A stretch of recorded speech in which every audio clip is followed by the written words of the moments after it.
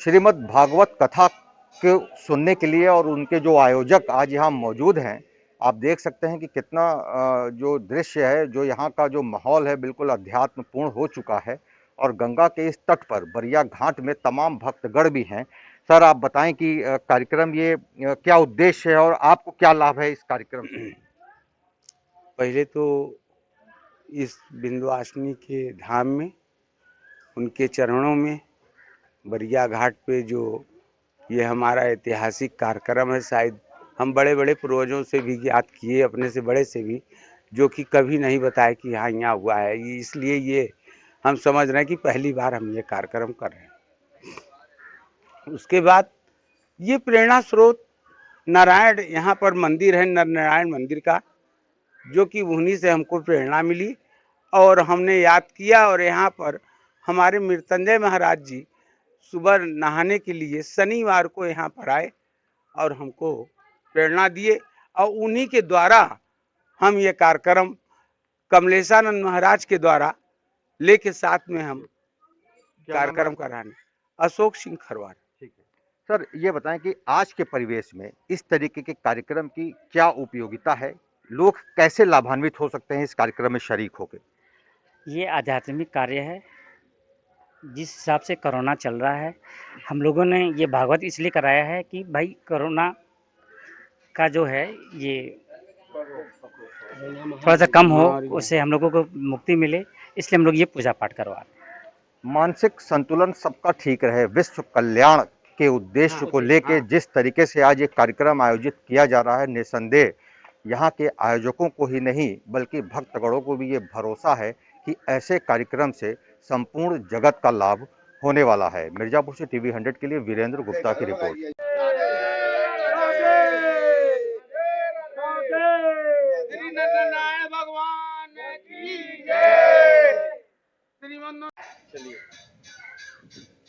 नमस्कार, मिर्जापुर न्यूज में आपका स्वागत है। और मैं इस वक्त उस तीर्थ स्थान पर बैठा हूं जहां आने के लिए लोग तरसते हैं और एकमात्र दर्शन करके अपने आप को धन्य का भागी महसूस करते हैं। दरअसल जनपद मिर्जापुर का बरिया घाट ये वो स्थान है जहां निरंतर भक्तगणों का आना जाना लगा रहता है। और आज ये स्थान इसलिए भी खास है क्योंकि यहाँ श्रीमद् भागवत कथा का जो आयोजन है वो अपने आप में समूचे जनपद में चर्चा का विषय हो गया है। इस कार्यक्रम के आयोजक हमारे साथ बैठे हैं। हम आपसे जानना चाहेंगे कि आखिर इस कार्यक्रम के आयोजन के पीछे क्या मकसद है, बताएं। हमारा सर हम बोल रहे हैं श्री नारायण माँ गंगा सेवा समिति के प्रबंधक हैं। हम इस यहाँ पर देख रहे हैं कोरोना से महामारी से लोग परेशान हैं। इसके उपलक्ष्य में 7 दिन का 25 से 31 का भागवत कथा कराने का संकल्प लिए हैं। अगर भगवान माँ भागवत गीता विष्णु भगवान अगर सही सलामत रखेंगे, हर साल यहाँ पर भागवत कथा सावन के पहला सोमवार से चालू होगा। दरअसल भागवत कथा, ये श्रीमद् भागवत कथा यदि गंगा के तट पर सुना जाए तो उसका विशेष महत्व होता है। खासतौर पे विंध्य के क्षेत्र में ये स्थान अपने आप में अत्यंत रमणीय हो जाता है, अध्यात्म के दृष्टिकोण से भी बहुत महत्वपूर्ण हो जाता है। सर, आप बताएं कि गंगा के तट पर श्रीमद् भागवत कथा सुनने का क्या कोई विशेष लाभ है? माँ गंगा के किनारे भागवत कथा सुनने में महाराज जी तो बड़ी इसकी गुणगान गाए हुए हैं। इसको शाम को सुनने का आनंद में कुछ और दूसरा है। लेकिन माँ गंगा के किनारे मन भागवत कथा को सुनने के लिए लोग बहुत तरसते हैं। आज तक मिर्ज़ापुर में शायद नहीं हुआ है, ये पहली बार ये आयोजन कार्यक्रम किया गया है। तो इसमें सभी मिर्ज़ापुर वासियों को पूरे आके भागवत कथा का स्मरण सुनना चाहिए। सर, ये लोग जानना चाहेंगे कि ये कथा कब से कब भक्तगण आके सुन सकते हैं और कितने दिन तक ये कार्यक्रम चलेगा? सर, आप बताएं। ये 25 तारीख से चालू है, ये 31 तारीख तक चलेगा। आज ये 5 बजे से 7 बजे 8 बजे तक चलेगा, उसके बाद आरती होगा। 9 बजे तक पूरा कार्यक्रम चलेगा।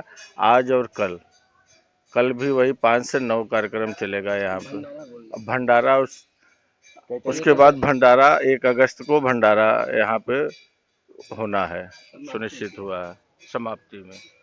तो आपने देखा कि जिस तरीके से 1 अगस्त मिर्ज़ापुर के लिए बहुत खास होने वाला है। दरअसल भारत के गृह मंत्री और उत्तर प्रदेश के मुख्यमंत्री योगी आदित्यनाथ का जैसे आगमन भी हो रहा है, उसी दिन यहाँ पे कथा के बाद भंडारा, बृहद भंडारा का भी कार्यक्रम आयोजित किया गया है। दरअसल जनपद मिर्ज़ापुर के लोग ज़रूर इस क्षेत्र में आके पुण्य के भागी भी बन सकते हैं और इस स्थान को आचमन करने मात्र से अपने कई जन्मों को तार भी सकते हैं। मिर्ज़ापुर से टीवी 100 के लिए वीरेंद्र गुप्ता की रिपोर्ट।